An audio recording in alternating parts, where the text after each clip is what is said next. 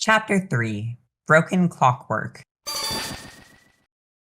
When Noelle finally followed Kris out of the church, she was feeling exhausted and emotionally drained from their conversation, so it took her by surprise to see Susie leaning against the wall by the door.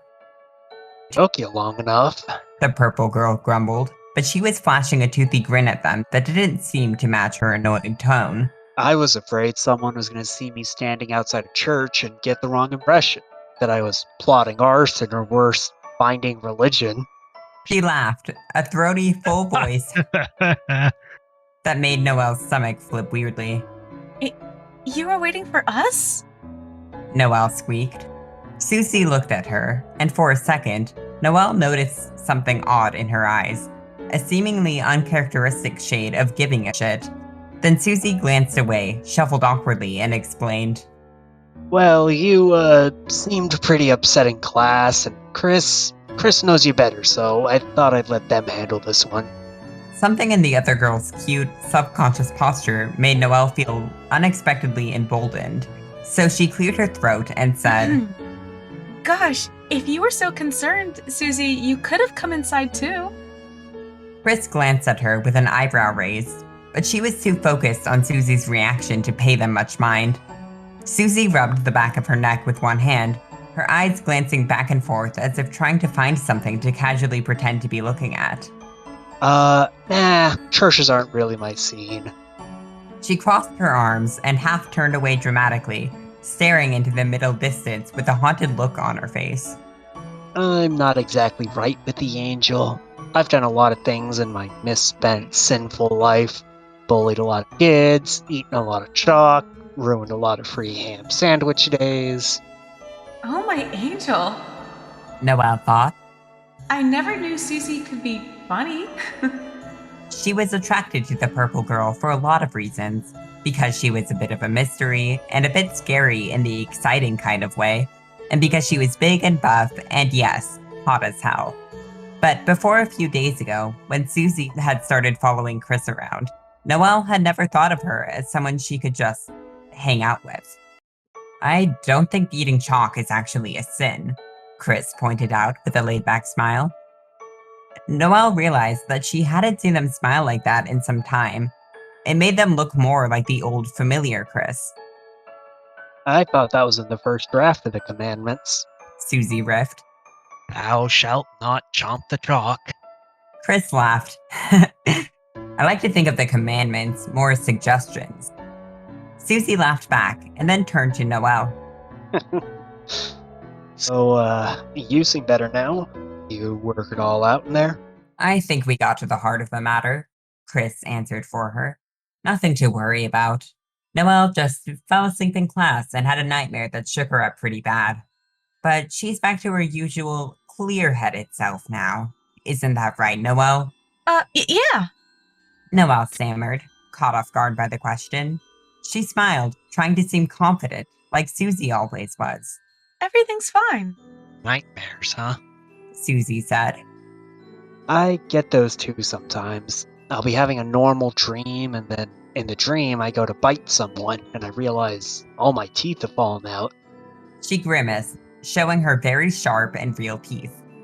I'll wake up and have to chew on my arm for a while just to calm down. Noelle laughed. That's so weird. Susie gave her a pointed look, and she gulped and added, I mean, the dreams are weird. They sure are. Susie grinned. So, what was yours about? A vision danced before Noelle's eyes, white snow blotting out the entire world, ice crystals bursting from the ground. Susie's grin transformed into a grimace of shock and pain, frozen that way. Her expression of hurt and betrayal preserved in ice forever. I don't remember. She lied. It's getting a bit late in the afternoon, Kris interrupted, looking up at the sun, which was slowly sinking towards the horizon. It was true, these late autumn afternoons ran out of daylight faster with every passing day. I'd better walk Noelle home. Seriously? Susie said. There's plenty of day left. But Kris shook their head. My mom wants me home well before dark. Bradley going missing has her in full-on overprotective mom mode. Like, even more than usual. I wouldn't want my mom to worry either. Noelle said, though in her mind she added, Assuming she'd even notice if I wasn't home. Yeah, Susie said, looking at Kris strangely. yeah. Guess you can't be too careful these days, huh? A sudden thought froze Noelle in place. Does she know? No way Kris would have told her about what I did, right?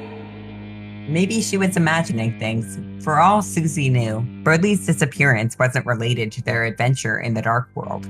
But she quickly changed the subject anyways, blurting out in a sudden flash of boldness. But we can hang out tomorrow, maybe? You and me and Kris. There's no school tomorrow, so plenty of time then. That's true, Kris said. And Susie and I were going to work on that group project for Alphys' class. Susie looked confused. We were? We were, Kris insisted. Eventually. But that's actually perfect because Noelle needs a new partner. Noelle blinked, taken aback. Partner? Yeah, for the project. They grinned at her. You can join our party. Well, if it gave her an excuse to spend time around Susie. Sure, I'd love that. Cool, then it's decided, Kris said. I'll walk you home. It's on my way anyways. With a wave and a shout of, see you tomorrow, Susie, they put an arm around Noelle's shoulders and steered her away. Oh, bye, Susie. Good talking to you. Noelle called over her shoulder. She caught a glimpse of Susie giving a little wave back before turning around and trotting heavily away, hands in her pockets and shoulders hunched. Noelle slipped out of Kris's arms around her. You don't have to lead me around, you know. I know the way home. They shrugged. Suit yourself. So, Susie, huh? She babbled to fill the silence. She's nicer than I expected. You know, I think that's the longest conversation I've ever had with her. Or she thought so, anyway. The statement sounded slightly wrong to her when she said it out loud, like she was forgetting something, but she couldn't think of another time she'd spoken at length to Susie, aside from brief interactions at school or at the library. I think I like her too. Don't you? She's alright, Kris said. Bit clueless, but handy to have around sometimes. Guess you don't really need a whole toolkit when a hammer will do the job. Kris! Noelle admonished, startled. That's not a very kind thing to say about your friend. They looked at her distractedly, like they were surprised by her reaction. Oh, I guess what I mean is I'm still sizing her up. We've only been hanging out for a few days, not like me and you, where we know each other better than anyone. Right. Noelle mumbled, looking down. Better than anyone. Maybe I should be careful, Kris teased her.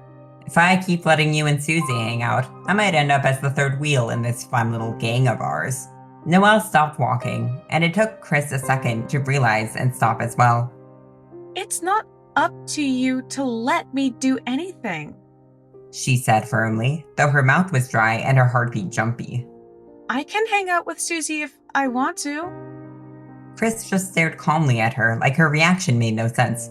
Geez, okay. Poor choice of words, that's all. They turned and started walking again, pausing when she didn't immediately follow. You coming or what? Chewing her bottom lip angrily, Noelle bit her tongue and trailed after them, staring down at her feet. They walked down the street in silence for a few minutes, until they reached the gate at the front of the Holiday family's long driveway. Her house, up on the hill and concealed by trees, was barely even visible from the street. She'd always felt a little removed from the town growing up, looking down on it, unseen, from the windows of that big house. It had taken several grades for her classmates to grow up enough to stop teasing her for it, calling her rich girl, even though she never flaunted or exploited her upper-class status. For a while, it had seemed like her mom being elected mayor would undo the progress she'd made fitting in with her peers. But shortly after, when December had gone missing, the other kids had gotten something far juicier to gossip about. She had learned then that being the mayor's daughter had its benefits. If nothing else, people kept their comments and speculation behind her back, where she couldn't overhear. Still, she would have endured 10 times as much teasing and bullying, every day for the rest of her life.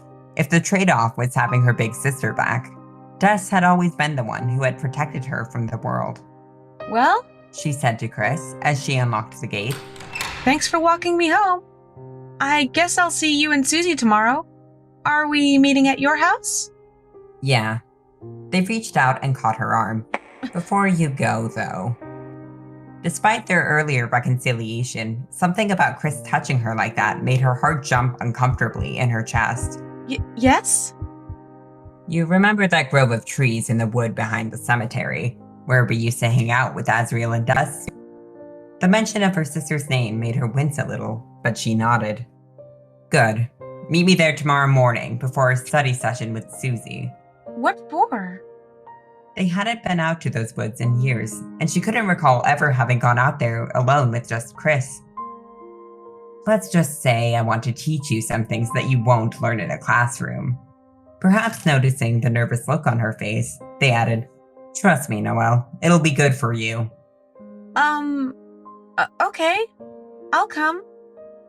They nodded and turned to walk away, but they'd only gotten a few steps when she hesitantly raised her voice and added, I'll come if...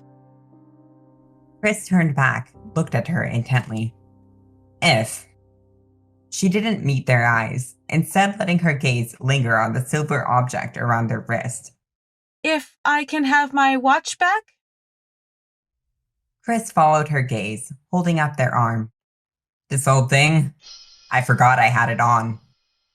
They slipped the watch off their wrist and tossed it underhand to her, but their throw was too high. The watch flew over her head, and Noelle's breath caught in her throat as she scrambled to jump and pluck it from midair. She hadn't been expecting the speed of the throw, and her tired, uncoordinated body failed her. She wasn't fast enough. The watch slipped past her fingertips and hit the pavement. She scooped it up in a panic, examining it. The clock face was cracked, a jagged line splintering the formerly smooth glass. The damage seemed to be internal, too. The second hand was switching back and forth, but not getting anywhere. Stuck at the time of impact. Frozen. Oops, Kris said flatly. I thought you could catch that. We ought to work on your reflexes. I'm sure you can fix it, though, right, Noelle? She didn't answer them or even look at them. She just stared at the broken watch, tears stinging her eyes. Kris turned to go, calling over their shoulder, Meet me at the cemetery at 10 tomorrow morning. Don't lose track of time. Noelle stood there alone by the gate for a long moment, holding the watch as she let her tears well up, fall, and eventually dry. Finally, when she'd gotten herself together enough that her mother wouldn't be able to tell she'd been crying, she turned and walked up the long driveway to her big, lonely house. End of chapter. Up next, Chapter 4, Tension Points.